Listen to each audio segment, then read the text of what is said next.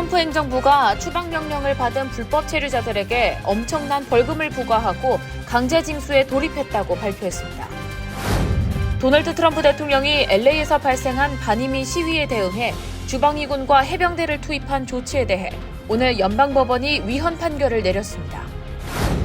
연방항소법원에서는 도널드 트럼프 대통령이 전 세계에 일방적으로 부과한 고율 상호관세가 위헌이라는 판결을 내렸습니다.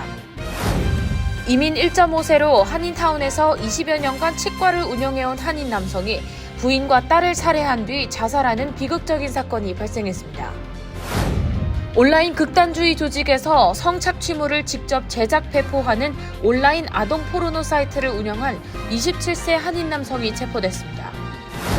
도널드 트럼프 대통령이 미국 내 주택 가격 급등과 모기지 금리 상승 등으로 인한 주택 비상사태를 선언하는 방안을 검토하고 있습니다.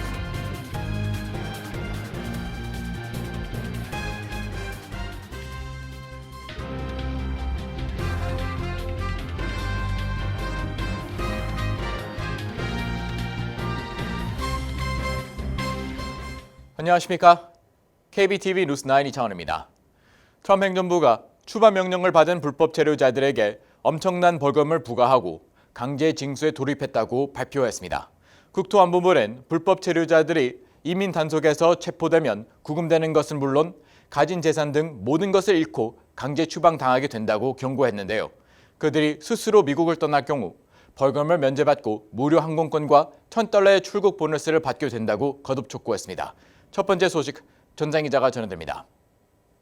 트럼프 행정부가 불법 체류자들에게 하루에 $998씩 엄청난 벌금을 부과하는 정책을 시작한 이후 현재까지 $61억 달러를 부과했다고 밝혔습니다. 이들은 하루에 $998씩 최대 5년치를 소급 적용하기 때문에 $180만 달러까지 벌금을 부과받고 있습니다.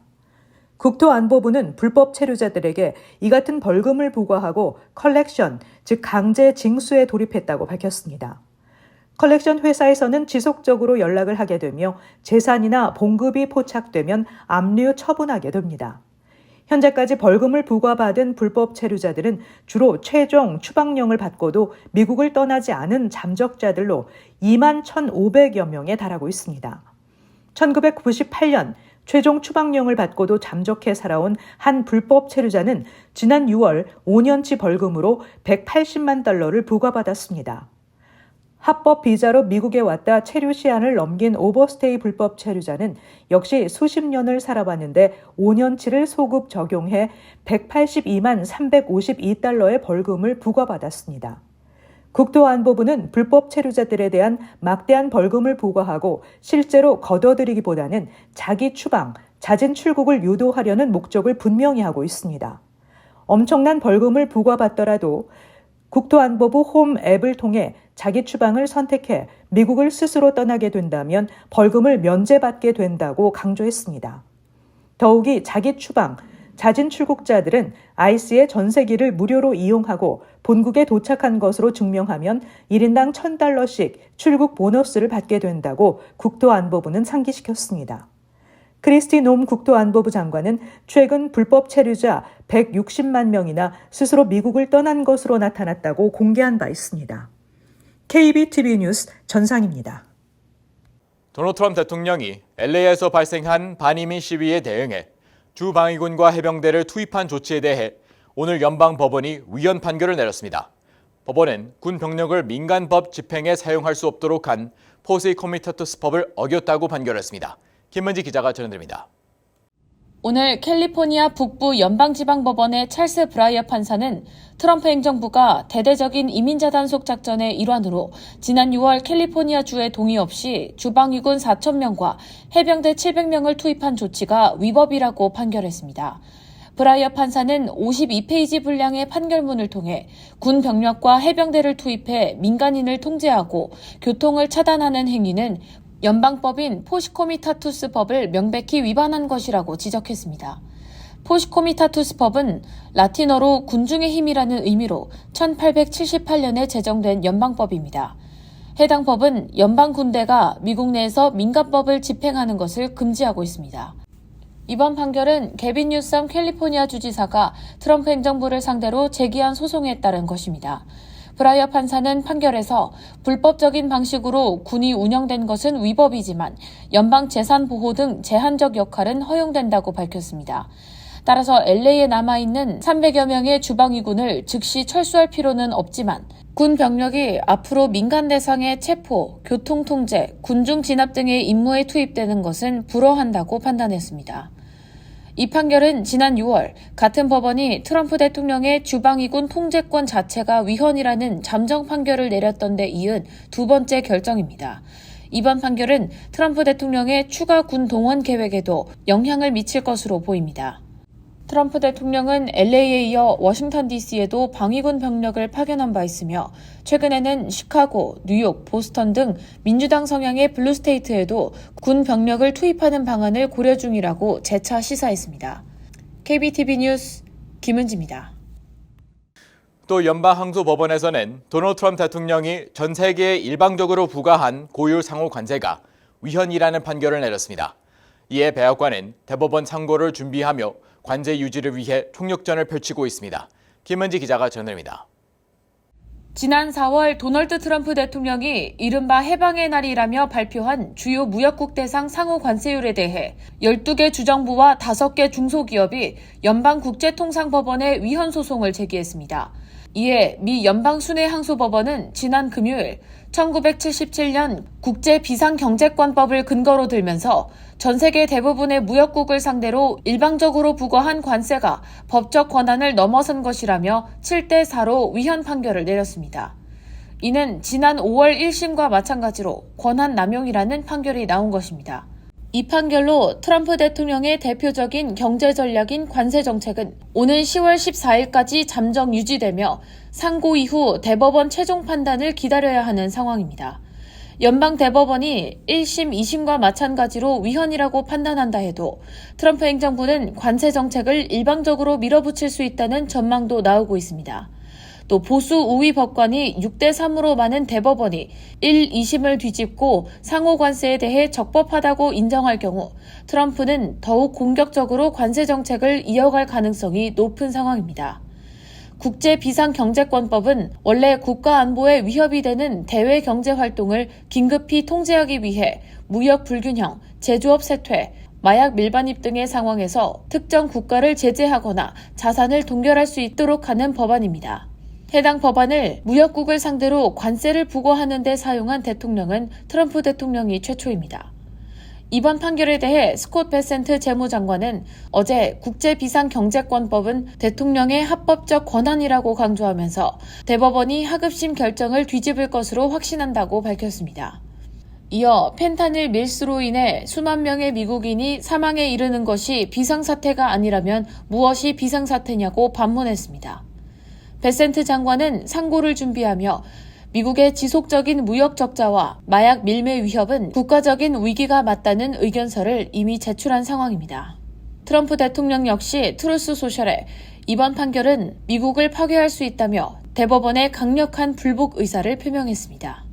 트럼프 정부는 대법원에서 패소할 만약의 경우를 대비해 1930년 스무트 홀리 관세법 338조를 활용하는 방안도 검토 중입니다. 이 조항은 미국에 불리한 무역차별 조치를 취한 국가에 한해 5개월간 최대 50% 관세를 부과할 수 있도록 허용하고 있습니다. 이번 관세 관련 소송은 헌법 해석과 세계 무역 질서 전반에 영향을 미치는 중대한 사항으로 파장이 상당할 것으로 전망됩니다. 전문가들은 관세 자체보다도 대통령의 경제 권한 한계라는 헌법적 질문이 핵심 쟁점이 될 것이라며 대법원의 판결이 나온 이후 이미 부과된 관세의 환급 여부와 향후 무역 협상의 전략 변화로까지 번질 수 있다고도 내다봤습니다. KBTV 뉴스 김은지입니다. 한인 치과 의사가 부인과 딸을 살해한 뒤 자살하는 비극적인 사건이 발생했습니다. 현지 한인 사회는 최 씨가 한인 1.5세로 한인타운에서 20여 년간 치과를 운영해왔다며 그의 극단적인 선택에 안타까움을 감추지 못했습니다. 최 씨는 민주평통 애틀랜타치회 자문위원으로도 활동한 것으로 알려졌습니다. 전장 기자가 전해드립니다. 조지아주 대표 한인타운인 스와니에서 26년간 치과를 운영해온 최 원장이 존스크릭 자택에서 부인과 딸을 살해한 뒤 스스로 목숨을 끊었습니다. 현지 경찰은 현재 아직 자세한 사건 경위를 공식 발표하지 않고 있지만 이 단지 관리사무소는 최 씨의 유언으로 짐작되는 문자 메시지를 받고 급히 찾아온 가족의 사정을 듣고 경찰이 신고한 것으로 알려졌습니다. 유서에는 힘들다, 미안하다, 혼자 남을 아내와 딸이 안쓰러워 함께 떠난다는 내용이 담겨 있었다고 전했습니다.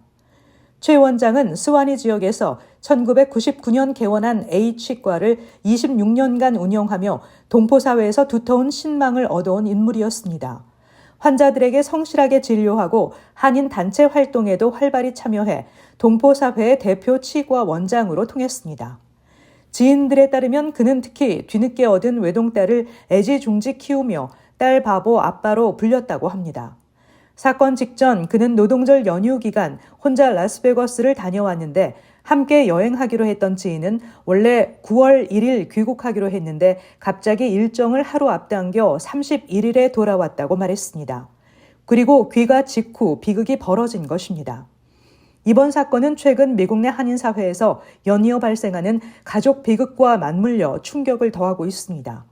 지난달 LA에서는 70대 한인 보석업자가 이혼 소송 중이던 아내와 딸을 총격 살해한 뒤 스스로 목숨을 끊었으며 앞서 또 다른 70대 한인이 동거녀를 살해하고 극단적인 선택을 한 사건도 있었습니다. KBTV 뉴스 전상입니다. 온라인 아동 포르노 사이트를 운영한 27세 한인 남성이 체포됐습니다. 연방수사국은 그가 온라인 극단주의 조직에서 성착취물을 직접 제작, 배포하며 성범죄를 조장했다고 밝혔습니다. 연방검찰은 김 씨가 유죄 판결을 받을 경우 최대 20년의 징역형에 처해질 수 있다고 밝혔습니다. 보도에 전장 기자입니다.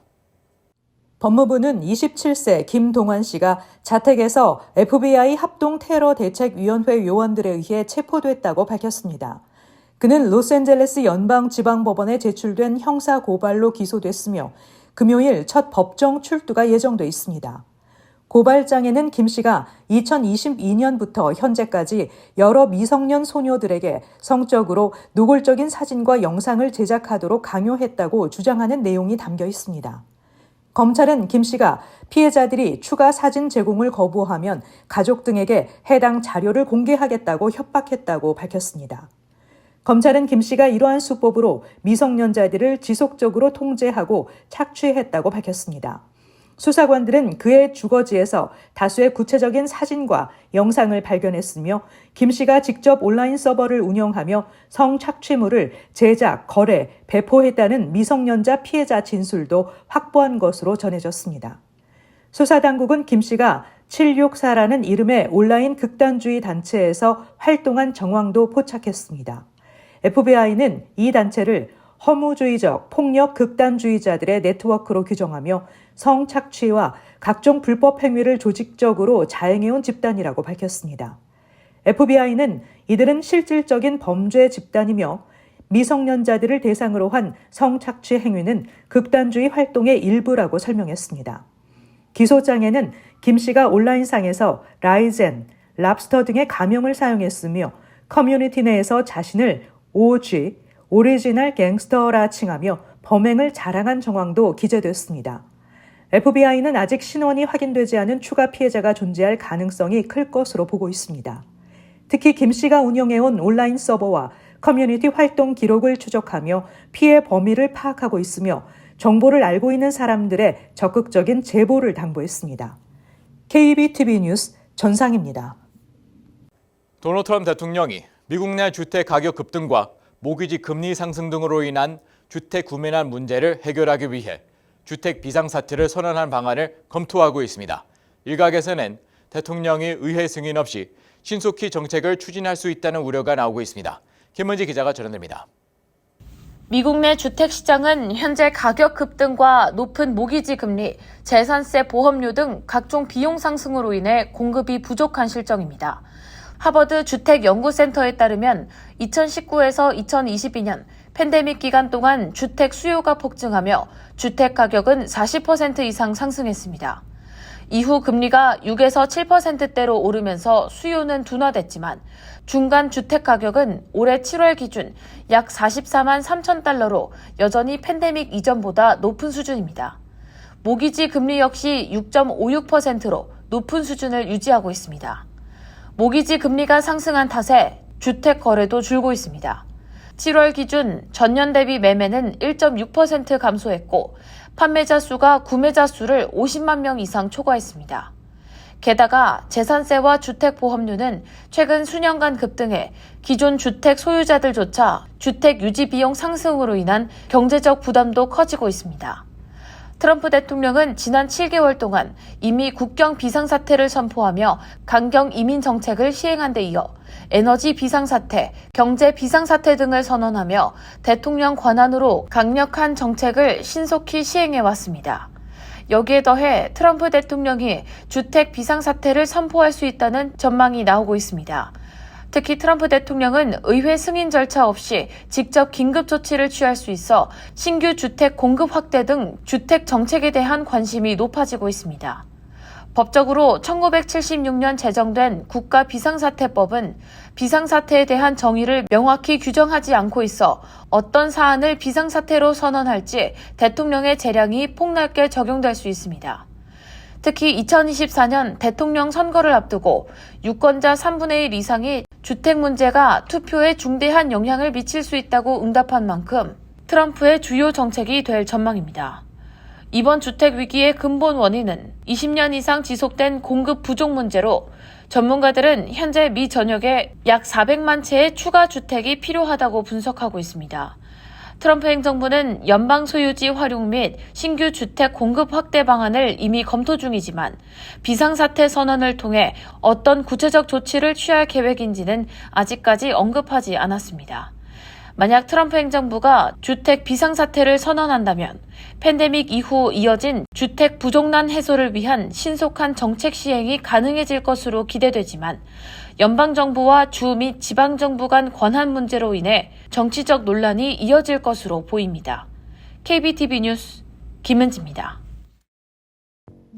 관세 정책의 불확실성이 지속되는 가운데 연방준비제도가 이번 달 기준 금리 인하에 나설 것이라는 기대가 커지면서 오늘 금 현물 가격이 온스당 3,500달러를 넘어서며 사상 최고치를 경신했습니다. 금에 대한 수요가 치솟은 것은 투자자들이 이를 인플레이션과 광범위한 거시경제적 불확실성에 대한 위험 회피 수단으로 봤기 때문이라는 분석입니다. 은 현물 가격도 오늘 0.3% 상승한 온스당 40.8달러까지 올라가며 사상 최고치 기록을 썼습니다. 패드워치에 따르면 금리 선물 시장은 9월 연준이 금리를 0.25%포인트 인하할 확률을 89.6%로 반영하고 있습니다.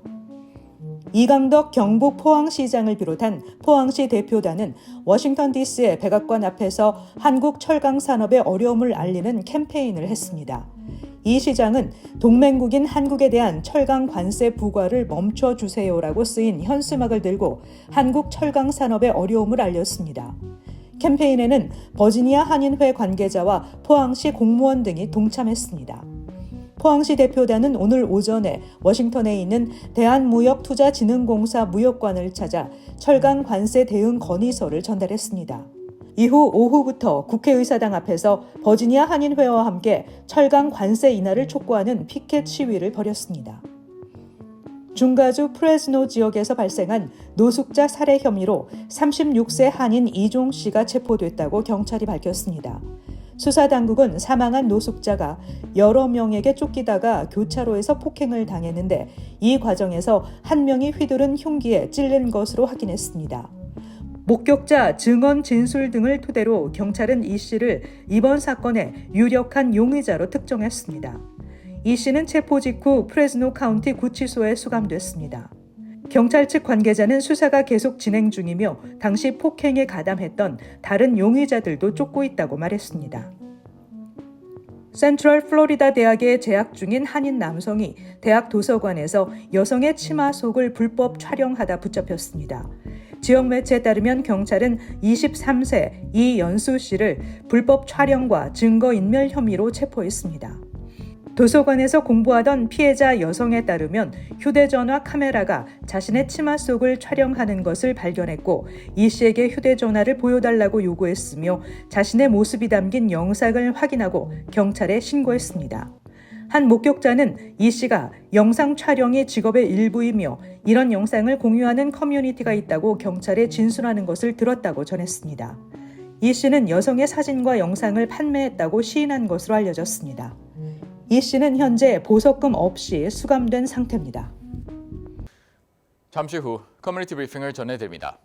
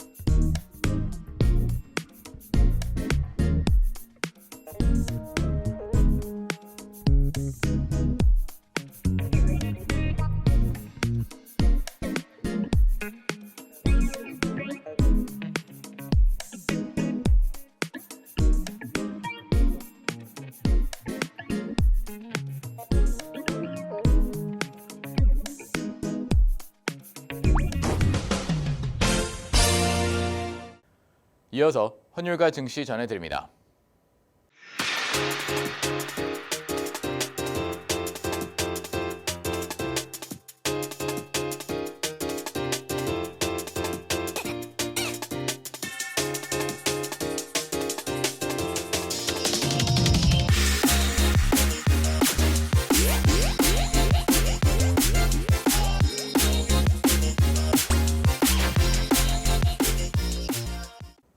잠시 후 뉴욕과 뉴저지 날씨 전해드립니다.